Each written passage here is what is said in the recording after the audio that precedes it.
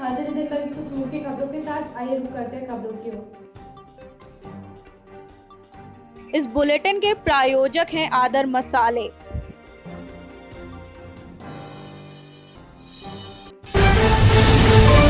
Lucknow police commissioner Sujit Kumar Pandey बैठक के दौरान हुए बेहोश, मेदांता हॉस्पिटल में कराया गया भर्ती। उत्तर प्रदेश की राजधानी लखनऊ के पुलिस कमिश्नर सुजीत कुमार पांडे बैठक के दौरान अचानक बेहोश हो गए। इस घटना के बाद बैठक में मौजूद लोग घबरा गए। आनन फानन में पुलिस कमिश्नर को राजधानी स्थित मेदांता अस्पताल में भर्ती कराया गया। अस्पताल के डॉक्टरों ने बताया कि फिलहाल उनकी स्थिति ठीक है, हम जांच कर रहे हैं। डॉक्टरों की टीम सुजीत पांडे का सैंपल कोविड-19 जांच के लिए भेजने पर विचार कर रही है। बताया जा रहा है कि शनिवार की शाम Lucknow police commissioner Sujeet Pandey smart city project पर बैठक में हिस्सा ले रहे थे। इसी दौरान वे अचानक बेहोश हो गए। मेदांता अस्पताल के डॉक्टरों ने बताया कि बीपी और शुगर लेवल गिरने की वजह से वो बेहोश हो गए। फिलहाल वो पूरी तरह से ठीक है। डॉक्टरों की एक टीम उनकी देखरेख कर रही है। मेदांता अस्पताल के निदेशक डॉक्टर राकेश कपूर ने बताया कि वे अभी ठीक हैं और उनको MRI कराया जा रहा है। उन्होंने कहा कि अभी उनके स्वास्थ्य की निगरानी की जा रही है। इसके बाद फैसला लिया जाएगा कि आज रात में उन्हें अस्पताल से छोड़ा जाए कि कल सुबह डिस्चार्ज किया जाए। पुलिस महकमे के अधिकारियों ने बताया पिछले कुछ समय से उनकी तबीयत पूरी तरह ठीक नहीं थी, लेकिन कोरोना महामारी के कारण वो लगातार काम कर रहे हैं। बता दें कि उत्तर प्रदेश में कोरोना के मामले 21,000 को पार कर गए और राज्य में कुल 650 लोग इसकी महामारी की चपेट में आकर अपनी जान गंवा चुके हैं। भाई ने की भाई को उतारा मौत के घाट, हत्यारा भाई गिरफ्तार। मोहनलालगंज के डेहवा में खेत पर सो रहे 65 वर्षीय किसान भभूति मौर्य के सगे भाई राम शंकर मौर्य ने कुल्हाड़ी से काटकर हत्या कर दी। हत्या करने के बाद खून से सने कपड़ों के साथ आरोपी वापस गांव पहुंचा और ग्रामीणों से भाई की हत्या किए जाने की बात कहकर लोगों से पुलिस को मौके पर बुलाने की बात कहने लगा, जिसके बाद मृतक के परिजन खेतों की तरफ भागे जहां किसान मृत पड़ा था। मृतक के शरीर पर कई कुल्हाड़ी के जख्म थे। आसपास खून बिखरा पड़ा था। पास में ही खून से सनी कुल्हाड़ी पड़ी थी। सूचना पाकर ACP संजीव सिन्हा व इंस्पेक्टर रफी आलम मौके पर पहुंचे और आरोपी को हिरासत में लेने के साथ शव को कब्जे में लेकर PM के लिए भेज दिया है। पुलिस हत्या के कारणों का पता लगाने में जुटी हुई है। सूचना मिलते ही मौके पर पहुंचे संजीव सिन्हा ने बताया कि आरोपी भाई से गहनता से पूछताछ की जा रही। घटनास्थल पर मौजूद ग्रामीणों ने बताया कि हत्यारों को अपने भाई की हत्या किए जाने का कोई पछतावा नहीं, बेखौफ गाँव में रुका रहा और पुलिस को बुलाने की बात कहता रहा। मोहनलालगंज निगोहा में इसके पहले भी अपनों की हत्या कर अपनों का खून बहाकर रिश्तों का तार-तार करते रहे। ऐसी घटनाओं को लेकर अपनों के बीच में विश्वास उठता देखा गया। यही वजह है कि लोग आपस में एक दूसरे पर विश्वास करना कम कर दिए हैं। अवैध देशी कच्ची शराब के साथ तस्कर गिरफ्तार। मोहनलालगंज कोतवाली क्षेत्र के मुखबिर की सूचना पे 20 लीटर अवैध देशी शराब पुलिस ने किया बरामद। पुलिस से प्राप्त जानकारी के मुताबिक उपनिरीक्षक राजेंद्र कांत शुक्ला पुलिस बल के साथ शांति व्यवस्था हेतु क्षेत्र में मौजूद थे। तभी मुखबिर द्वारा सूचना मिली कि एक युवक भीलमपुर में मौजूद है। सूचना मिलते ही पुलिस ने सक्रियता दिखाते हुए मुखबिर द्वारा बताए गए स्थान पर जा पहुंची, जहां पर एक संदिग्ध व्यक्ति दिखाई पड़ा। पुलिस ने देखते ही वह भागने का प्रयास करने लगा, लेकिन वह भागने में असफल रहा। पुलिस ने दौड़कर उसे मौके पर ही दबोच लिया।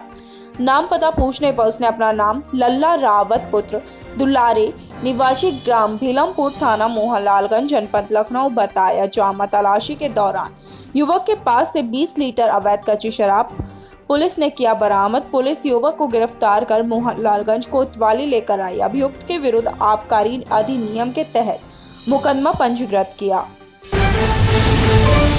विधानमंडल का मानसून सत्र नए तरीके से चलाने की कोशिश में योगी सरकार।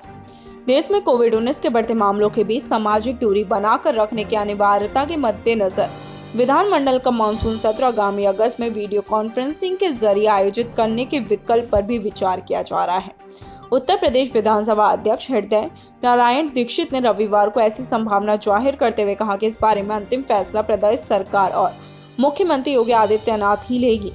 दीक्षित ने बातचीत में कहा, इस समय हम विधानमंडल का मानसून सत्र आयोजित करने की सभी संभावनाएं तलाश कर रहे हैं। इसमें वीडियो कॉन्फ्रेंसिंग का विकल्प भी शामिल है। उन्होंने कहा कि विधानमंडल का सत्र लोक भवन में भी आयोजित किया जा सकता है, जहां काफी जगह उपलब्ध है। इसके अलावा एक संभावना यह भी है कि विधानसभा के अंदर ऊपरी हिस्से की सीटें खाली कराई जाएं। उसमें सामाजिक दूरी रखते हुए 100-125 विधायकों को बैठाया जा सकता है। इस सवाल पर क्या विधानमंडल के मानसून सत्र के दौरान सदन की तस्वीर बदली सी नजर आएगी? दीक्षित ने कहा, हाँ, ऐसा हो सकता है। हालांकि इस बारे में अंतिम निर्णय मुख्यमंत्री योगी आदित्यनाथ और उनकी सरकार लेगी। इस सवाल पर भी क्या उत्तर प्रदेश विधानमंडल का आगामी सत्र विदेशी सांसद द्वारा आयोजित हाइब्रिड सेशन की तरह हो सकता है? विधानसभा अध्यक्ष ने कहा कि ऐसा कोई विचार नहीं है। बारिश होते ही हो जाता है जलभराव, पानी निकलने का रास्ता बंद।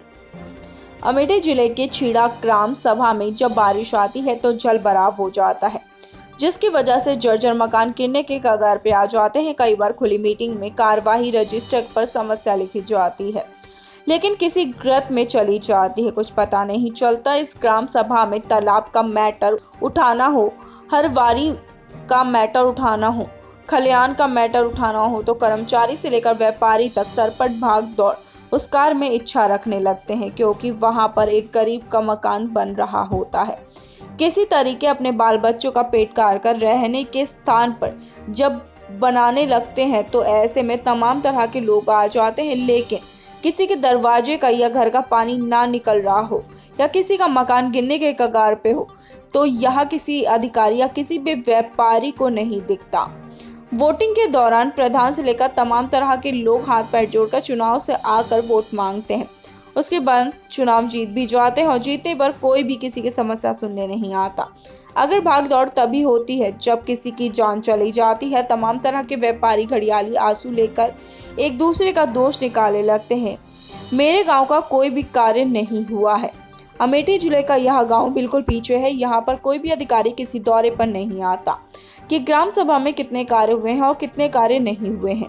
छीड़ा ग्राम सभा भादर ब्लॉक के अंतर्गत आता है, जिसमें कोई भी अधिकारी कभी इच्छा नहीं रखता कि इस गांव की समस्या को सुना जाए या गांव का दौरा करके यहाँ के हालात को देखा जाए या जांच करी जाए।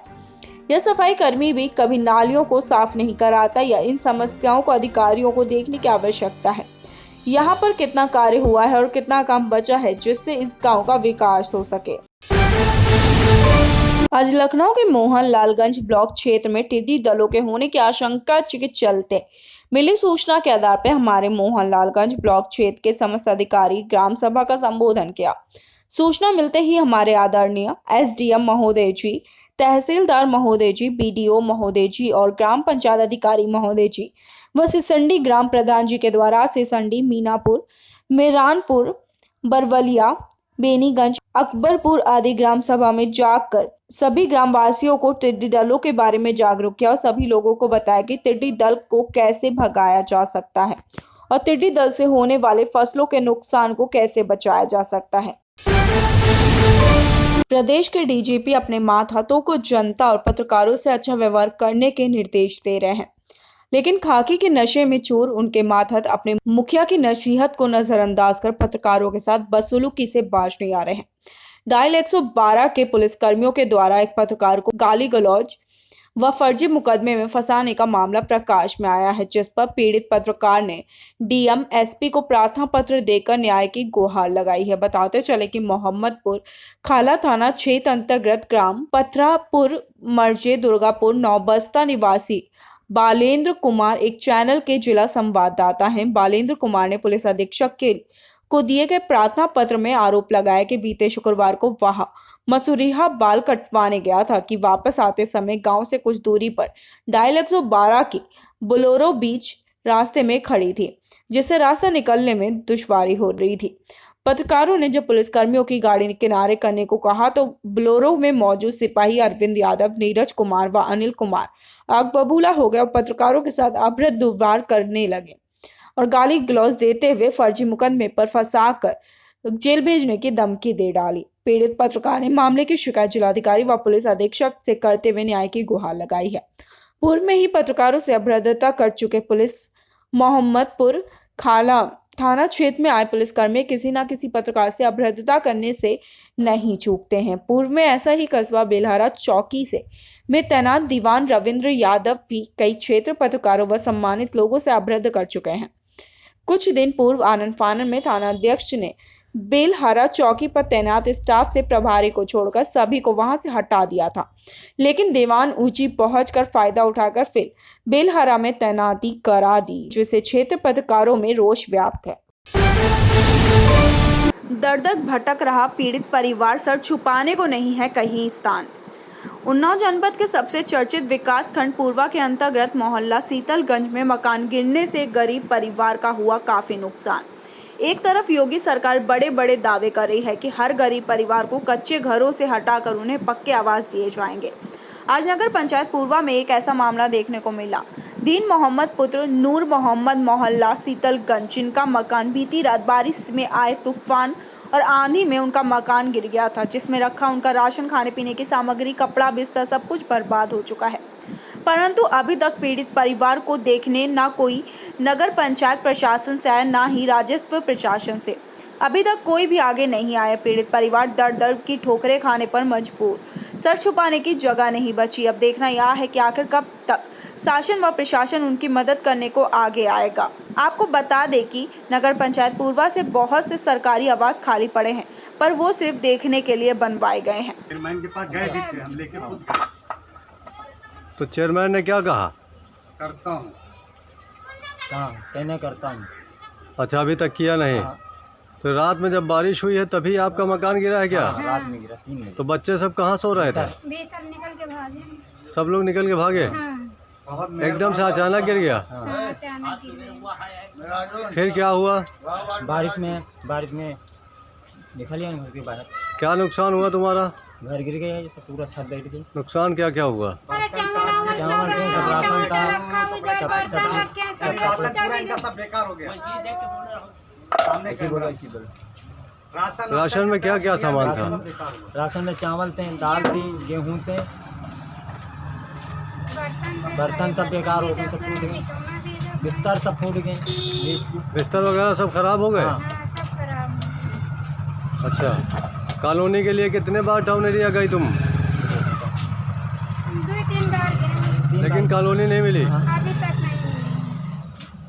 तो दोस्तों, देखा आप, ये मोहल्ला शीतलगंज है पूर्वा का।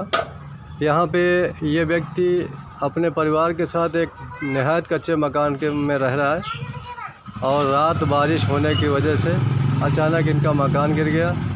अब इनको सर छुपाने की जगह नहीं है, इनका सारा राशन ख़राब हो गया है और बड़ी ही तकलीफ़ में है।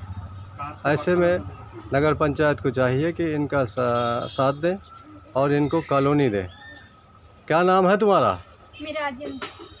पति का नाम? दीन मोहम्मद। दीन मोहम्मद। कहाँ रहती हो? शीतलगंज। ठीक है, देखते हैं, प्रशासन तक तुम्हारी बात को पहुंचाते हैं। उन्नाव जनपद के बीघापुर थाना क्षेत्र के अंतर्गत अज्ञात महिला का शव मिलने पर अपर पुलिस अधीक्षक ने मौके पर पहुंचकर पोस्टमार्टम के लिए भिजवाया। वैसे जनपद में कानून व्यवस्था का हाल दिन पर दिन बिगड़ता जा रहा है। बीघापुर थाना क्षेत्र में युवती का रंजित शव मिला। हत्या की आशंकाओं को देखते हुए गांव सहित क्षेत्र में लोग में दहशत व्याप्त है। आज सुबह थाना बीघापुर क्षेत्र में मैकुतेली मार्ग पर एक अज्ञात महिला की डेड बॉडी मिली है। महिला के शरीर पर धारदार हथियार से चोट की गई प्रतीत हो रही है। इस संबंध में पंचायतनामा आदि कार्रवाई की जा रही है। यहाँ आसपास के गांव के उपस्थित लोगों ने इसको पहचानने से इनकार किया है। महिला गले में मंगलसूत्र है जिसे विवाहिता प्रतीत हो रही है। इस संबंध में पंचायतनामा आदि विधिक कार्रवाई की जा रही है। खबरों का सिलसिला यूं ही जारी रहेगा मेरी यानी तृप्ति के साथ। कल फिर हाजिर होंगे कुछ बड़ी खबरों के साथ। अब तक को समय देने के लिए धन्यवाद।